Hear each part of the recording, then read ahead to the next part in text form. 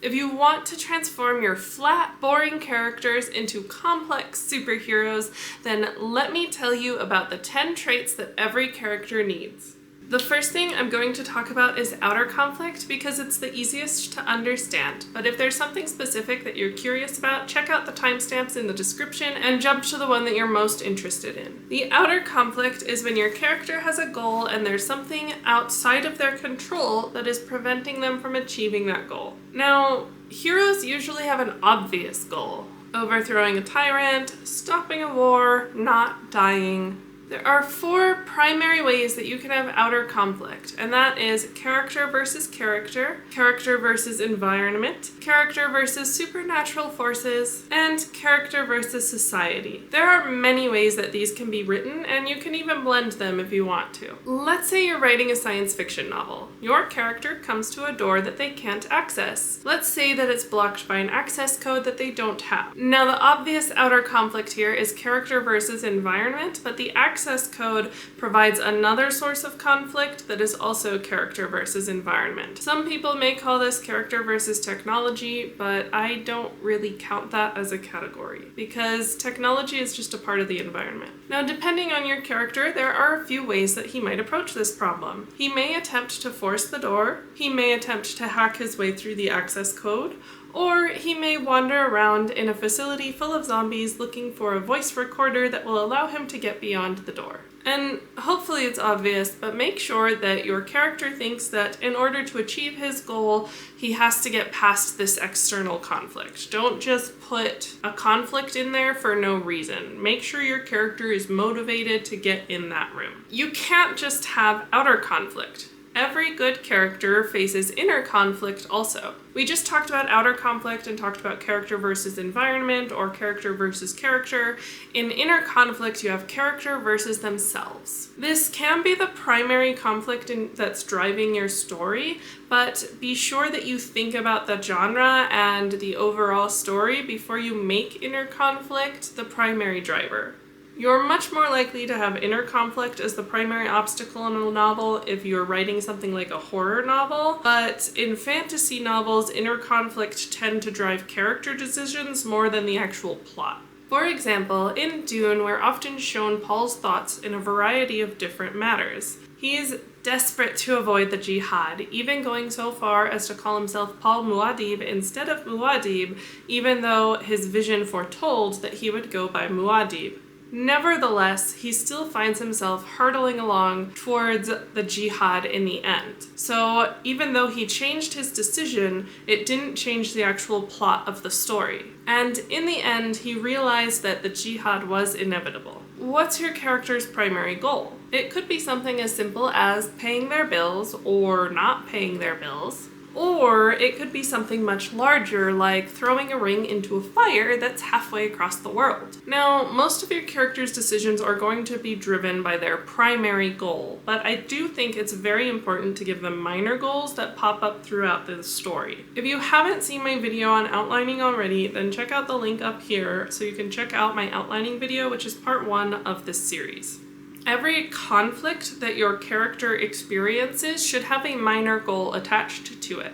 Think about quests in video games. In the conflict I described earlier with the room full of zombies, Carlos needs to get into that room so that he can talk to the doctor. So he has a goal attached to getting into that room. But his overall goal is to stop the bomb from hitting Raccoon City. It also helps when each of your main key characters has their own goals. If you're trying to write a scene featuring political intrigue, you need to know what character A wants and what character B wants. Goals typically revolve around power, romance, money, or freedom. This isn't an all-encompassing list of goals, but it's a good place to get started if you're not sure what goal to give your character. I hope that you're enjoying this video. If you've learned something new, be sure to hit that like button. And if you want to learn how to write novels without AI, then subscribe to my channel because I release a new video each week.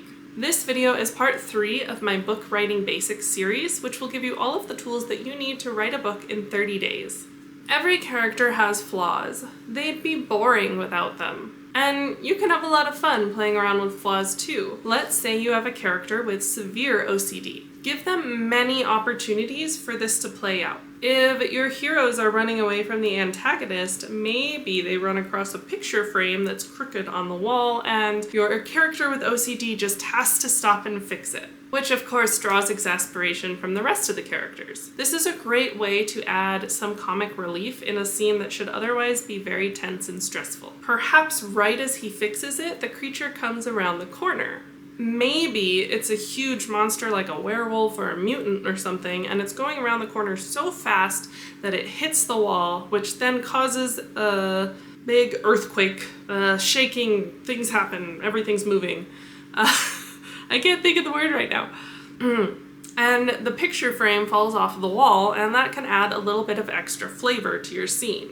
And while it's unlikely that this particular situation is going to happen twice, you can reskin it so that something similar happens to the characters in the future. Maybe your party is investigating a room, or maybe in this instance they're trying to hide from something and your OCD character comes across a pile of paper.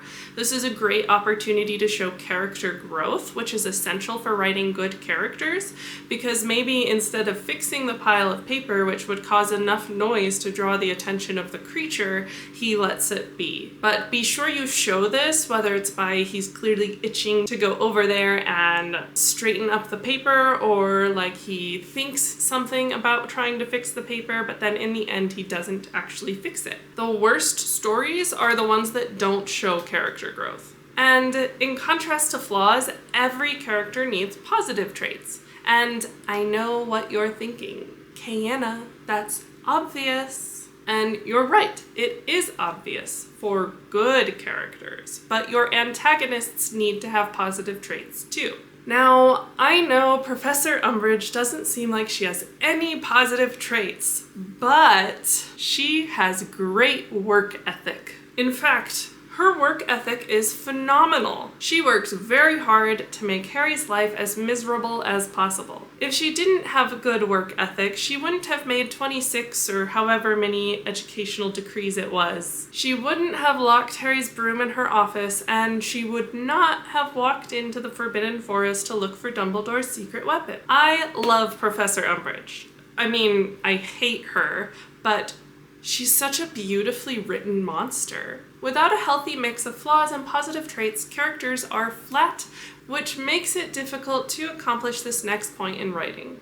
Readers aren't going to know who your character is if they don't have a unique voice. When your characters are speaking, they're not all going to talk the same. Think about their vocabulary. A haughty princess isn't going to speak with humility. She's not going to say please. Everything that comes out of her mouth is going to be in order, and if she isn't waited on hand and foot, she's going to get angry and frustrated. In contrast, a painter may speak rarely and softly, and when he does speak, it comes out as meek. You can also create interesting juxtaposition about characters, but I'll talk about that more in my second to last point. Instead, let's talk about distinguishing features. A character's unique voice is how they speak, and their distinguishing features is what they look like. I am actually kind of bad at this one. When I was first writing my romantasy novel, I realized that all 5 of the love interests had blue eyes. That was not going to cut it.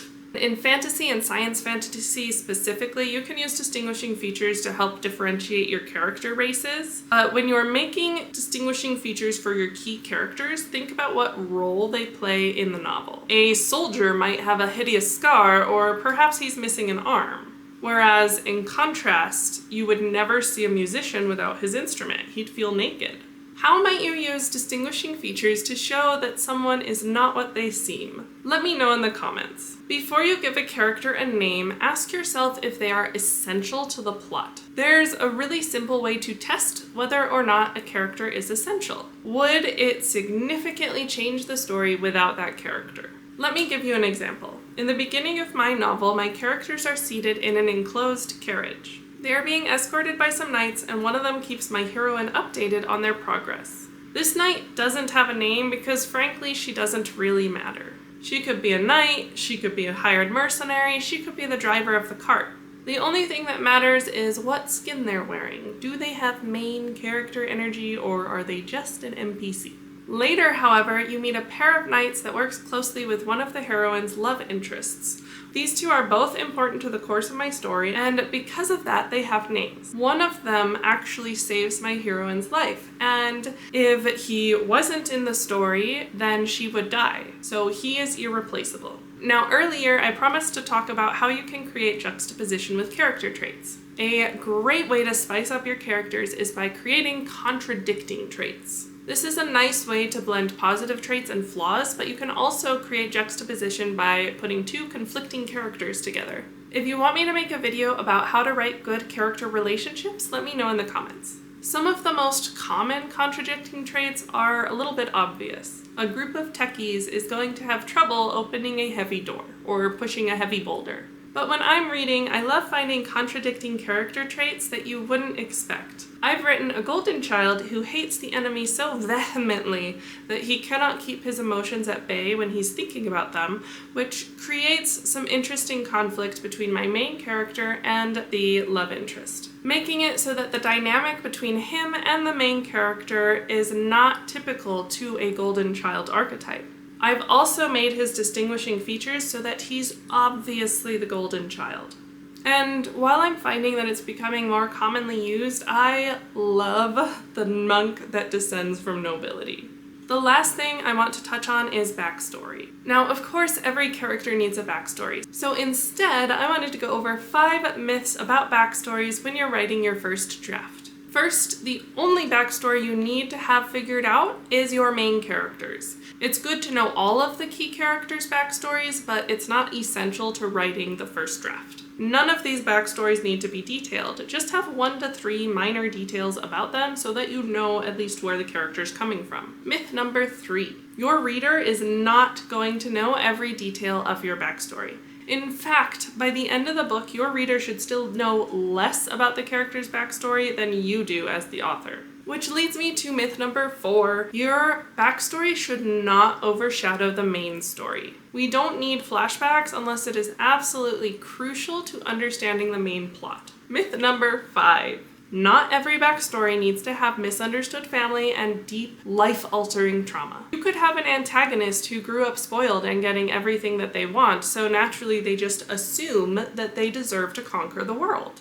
If you want me to make a video about writing good backstories, let me know in the comments. Next week, I'll be releasing part 4 out of 5 of this book writing series, and I'll be covering how to get over writer's block and that fear of the blank page. If you missed the other videos in the series, check out the video that's on the screen somewhere, and I will see you next week. In the meantime, be sure to raise your quill.